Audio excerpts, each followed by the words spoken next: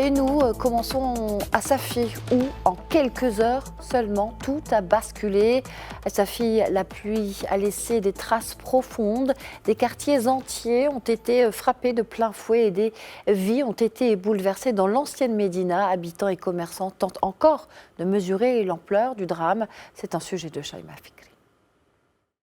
Bab Sheba, le point de départ du cauchemar. C'est ici que les inondations de Safi ont pris naissance avant de déferler sur l'ancienne Médina. Un déluge brutal, des conséquences dramatiques. Dans les ruelles étroites, l'eau a tout balayé. Maisons, commerces, souvenirs, rien n'a résisté. Ce que nous avons vécu est inimaginable, nous n'avons jamais vu ça. L'eau est montée jusqu'au toit de ma boutique. Sans l'alerte des voisins, nous serions morts, nous avons tout perdu. Des eaux torrentielles incontrôlables qui ont tout emporté sur leur passage. Les ruelles se sont transformées en fleuves de boue, de véritables canalisations à ciel ouvert. L'ampleur des dégâts dépasse l'entendement. Il y avait près de 3 mètres d'eau. Certaines personnes sont mortes enfermées dans leur boutique. Des jeunes se sont portés volontaires pour sauver des vies. Très vite, la mobilisation s'organise. Autorités, agents de nettoyage, jeunes bénévoles, tous unis face à l'urgence. La boue est dégagée, les ruelles rouvertes. La course contre la montre est lancée. Objectif, redonner un souffle de vie à la ville. C'est une catastrophe pour les commerçants. Les pertes sont totales. Le bilan humain continue de s'alourdir. Les jeunes de Safi ont été les premiers à intervenir. Les dégâts sont encore en cours d'évaluation, donc ce n'est pas fini. Ce n'est pas une catastrophe naturelle, c'est un problème d'infrastructure. Le tracé de la rivière a été modifié. Avec un faible débit, le drame a eu lieu. Ailleurs, il a plu davantage sans dégâts. Dans les commerces, le constat est amer. Les pertes sont incalculables. Des marchandises détruites, emportées par les eaux ou ensevelies sous la boue. Quelques heures ont suffi pour balayer des années de travail. L'eau me dépassait, je me suis accroché pour survivre. Tout mon stock est perdu, rien n'est récupérable. Malgré tout, les commerçants tentent de sauver ce qui peut l'être. Chaque objet compte, chaque geste aussi. À Safi, la catastrophe ne se mesure pas seulement en pertes matérielles, elle se mesure aussi en solidarité. Une ville blessée mais debout, qui pense ses plaies et espère ne jamais revivre un tel drame lors des prochaines pluies. Et les recherches se poursuivent pour tenter de retrouver les personnes encore portées disparues. 48 heures après les inondations, dans le même temps, des dizaines d'agents aidés par la population, on vient de voir, s'emploient à nettoyer les rues envahies par la boue et à dégager les routes. Je propose d'écouter le directeur provincial de l'équipement et du transport de Safi.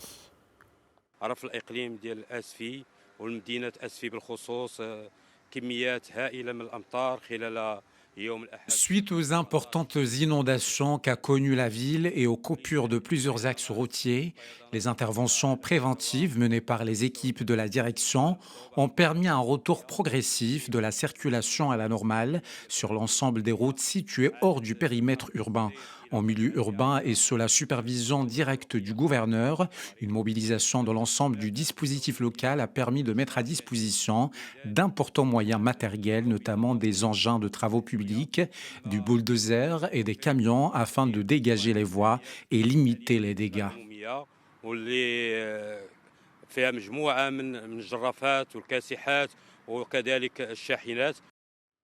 Et Yahya El Khalqi, enseignant-chercheur, spécialiste en hydromorphologie et aménagement du territoire, nous parle précisément de l'aménagement face à la problématique des inondations. On l'écoute. La question des inondations, c'est une question épineuse à l'échelle mondiale et en général et aussi à l'échelle du Maroc en particulier.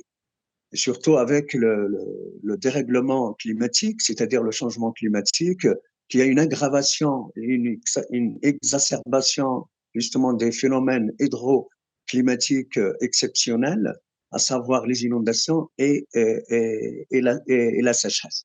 Donc, concernant les inondations, effectivement, c'est un problème complexe qu'il faut étudier, analyser d'une manière globale et systémique. C'est-à-dire, il faut voir en fait la question de l'amont vers l'aval, c'est-à-dire en traitant tout le bassin versant de l'oued Chabad de Safi, c'est-à-dire que c'est vrai, l'aménagement, il doit être vraiment intégré, dynamique, c'est-à-dire il faut traiter le bassin versant déjà à l'amont, faire un traitement biologique, c'est-à-dire la reforestation, et un traitement mécanique, c'est-à-dire le traitement des versants qui sont vraiment très raides, etc., qui déclenchent un ruissellement très rapide, et aussi un traitement au sein de la ville, c'est-à-dire un aménagement urbain selon le plan d'aménagement. Donc, il faut vraiment préciser que les plans d'aménagement à l'échelle du Maroc jusqu'à maintenant, ils ne sont pas menés avec ce qu'on appelle un plan de prévention contre les risques. Donc, ça, c'est un point fondamental et très important de faire une politique préventive pour ce type de problème d'inondation. Plusieurs provinces sont placées en vigilance orange. La direction générale de la météorologie prévoit de fortes averses localement orageuses, des chutes de neige également et des rafales de vent localement fortes, des conditions météo difficiles qui ont conduit la NARSA à appeler les automobilistes à faire preuve de la plus grande prudence et à reporter leurs déplacements non essentiels. Kenza Alaoui.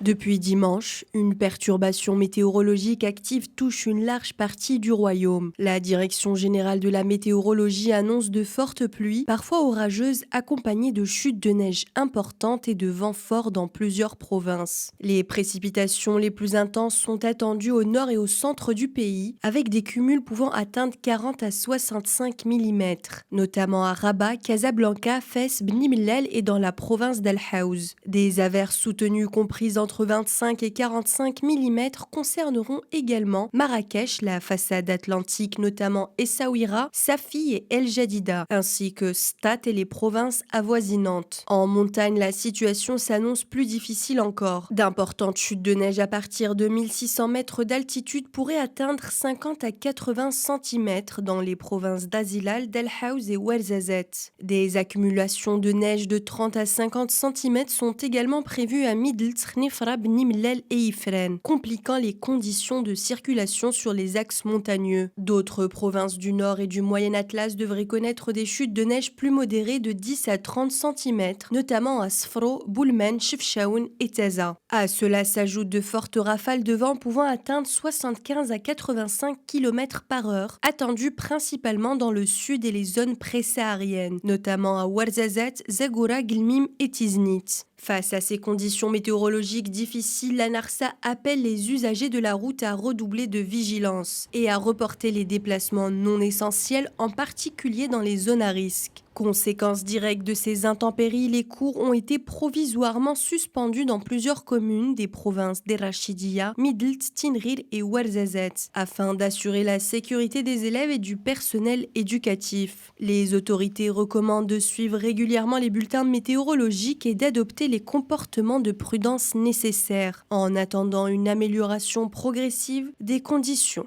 dans les prochains jours.